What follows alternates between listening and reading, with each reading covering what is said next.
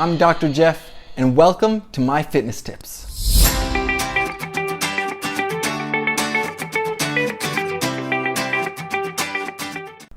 Welcome to this video about squats. Now, squats are an amazing exercise that you should be incorporating into your workout somehow, no matter what level you are. If you're just starting working out from home and you're doing the basic exercises, you should be doing squats. But if you're also very experienced and go to the gym 6 times a week, you should also be doing squats. There's a number of different variations of squats that you can do depending on your comfort level, depending on your skill level and your strength. But it doesn't matter if you live in a studio apartment and you're doing a workout from home, you don't need a lot of space and you don't need any equipment in order to incorporate this exercise as part of your daily routine or as part of your workout routine. Now, squats are very important because they help strengthen some of the most important muscles of your body. Your core muscles, as in the upper part of your legs, your quadricep muscles, your thighs, and your hamstring, which is the back of your thighs, along with your glutes. These are the main muscles that you're strengthening when you're doing squats. Now, these muscles are crucial for daily activities, but also in athletics. If you're trying to get faster, jump higher, be better at sports, these muscles also play a very critical role. So with any situation, you want to get these muscles stronger and prevent injury and make yourself better at whatever you're trying to excel at. All right, let's start and talk about the proper technique of doing squats. Now, the proper technique starts with the proper starting position. This gives you the best chance of doing the motion properly.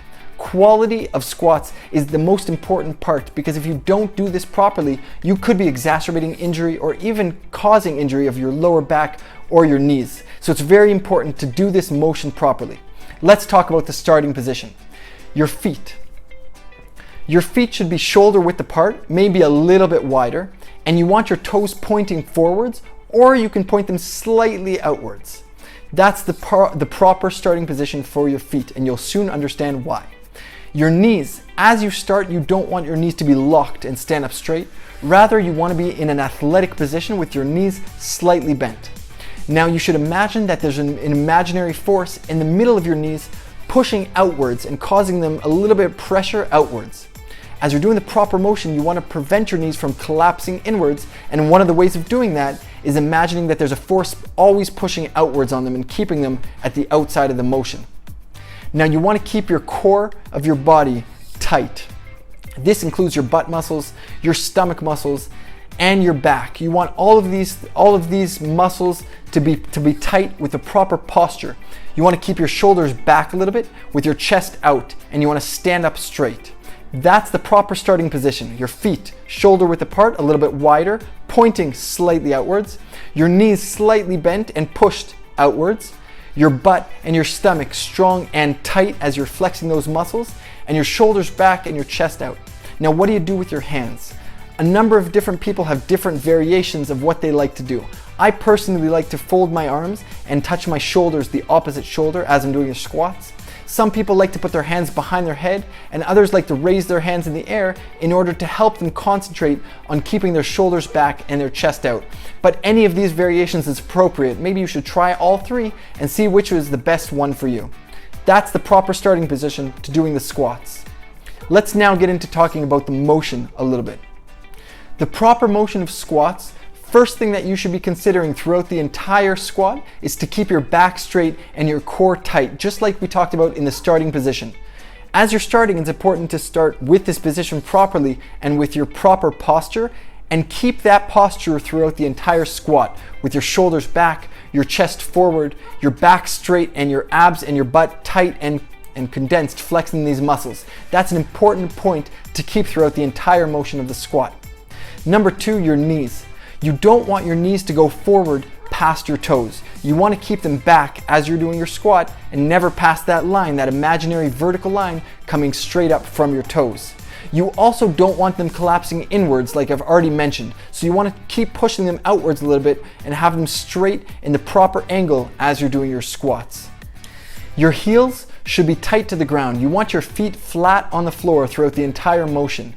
Now, this can either be challenging as you're bending down or as you're standing back up. And one of the best things to do in order to overcome this challenge is as you're standing back up, don't think of yourself as standing up. Rather, think of your feet as pushing down into the ground. You can think that there are nails inside your heels that go into the floor and that are pushing into the ground as you're standing back up.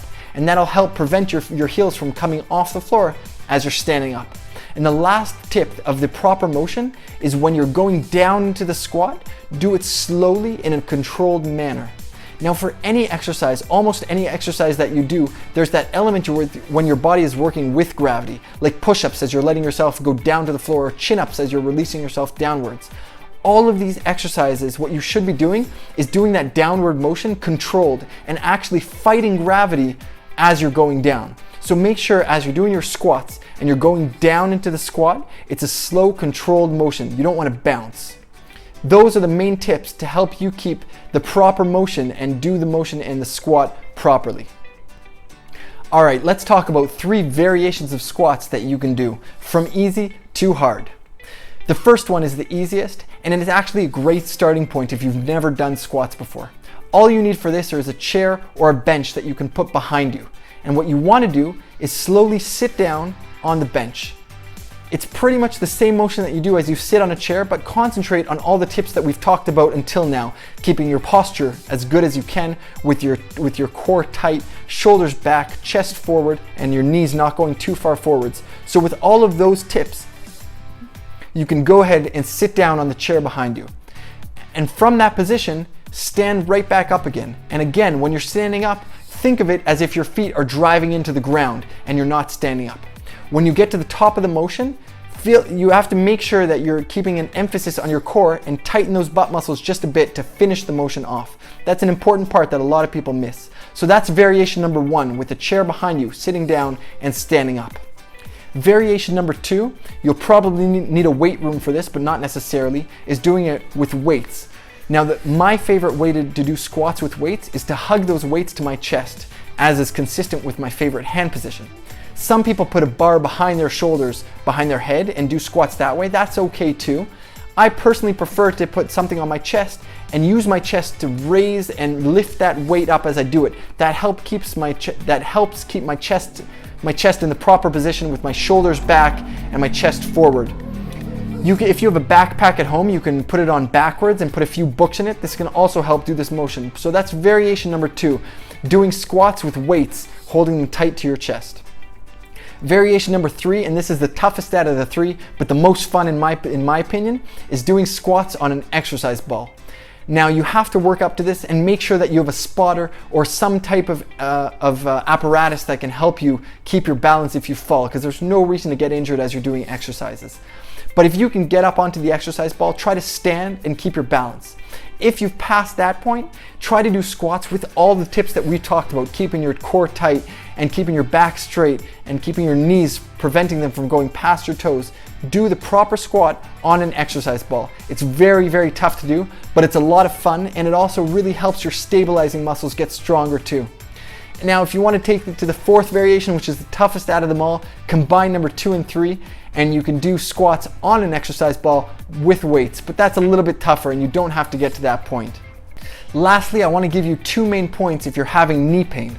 A lot of the orthopedic surgeons, when you go to them, will recommend that you don't do squats at all if you're having knee pain. Now, this is partially true because a lot of people who do squats don't do them properly. And if you have knee pain and you don't do squats properly, you could be making the pain worse. And if you have some kind of damage to the cartilage of your knee and you do squats but not properly, you might be damaging that cartilage even more.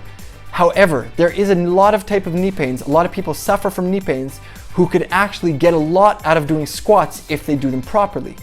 If it hurts while you're doing it, if the knee pain is exacerbated or hurts more as you're doing the squats, don't do them. Stay away from that exercise. However, if you're able to do a controlled motion without it hurting your knees, this might be good for you.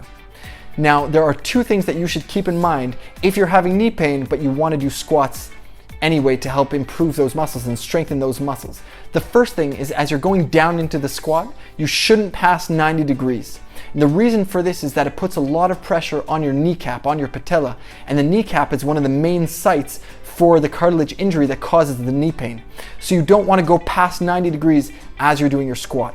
The second also important point, if you have knee pain and you're doing squats, even if you don't have knee pain, it's important. But the second important point is to keep your knees honest and make sure that they don't collapse inwards.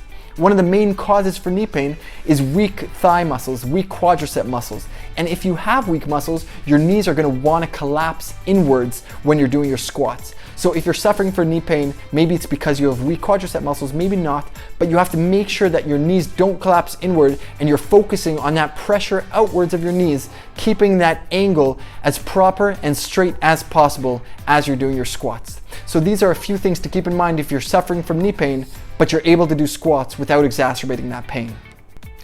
All right, that's it for this video about squats. I really hope you enjoyed this video and that you learned something out of it. Even if you're experienced, you can always renew the basics of doing the proper form and proper motion of the squat. It's a great exercise. You should be doing it whatever level of fitness you have.